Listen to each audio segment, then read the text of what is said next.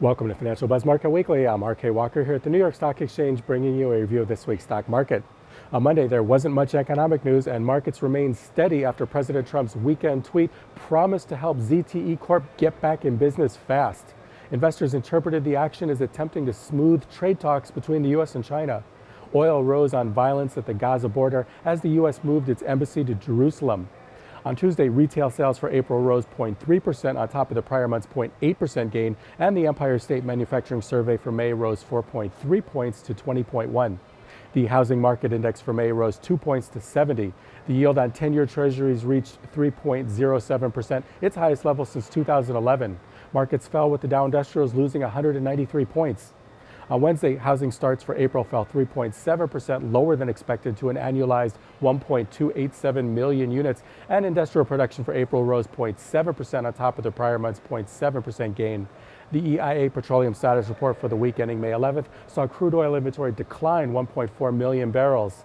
Markets advanced as Macy's reported strong quarterly earnings. On Thursday, jobless claims for the week ending May 12th jumped 11,000 to 222,000, and markets dropped as President Trump expressed pessimism that trade talks between the U.S. and China will be successful.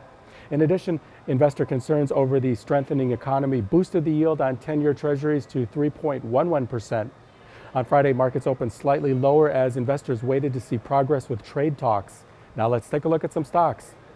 VIP Shop Holdings Limited announced on Monday its unaudited first quarter financial results. Total net revenue increased over 24% year over year to $3.2 billion.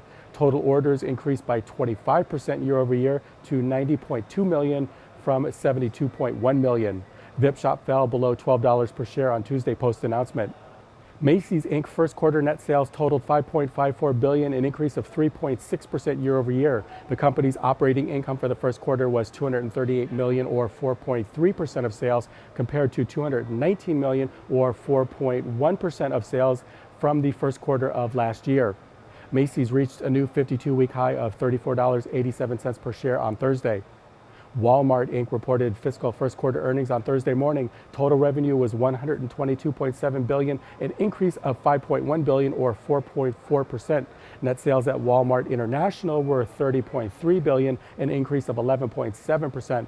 The company generated $5.2 billion in operating cash flow. Walmart shares fell below $84 on Thursday. JCPenney Company announced Thursday morning financial results for its fiscal first quarter. Total net sales decreased 4.3% to $2.58 billion compared to $2.7 billion a year ago. Cost of goods sold was 66.3% of sales compared to 63.9% of sales in the same period last year. JCPenney reached a low of $2.65 a share on Thursday. Nordstrom Inc. reported on Thursday first quarter net earnings of $87 million compared to $63 million during the same period a year ago. The company repurchased 300,000 shares of its common stock for $13 million. However, the company still has $401 million in funds to purchase more shares. Nordstrom fell below $48 per share after the announcement on Thursday.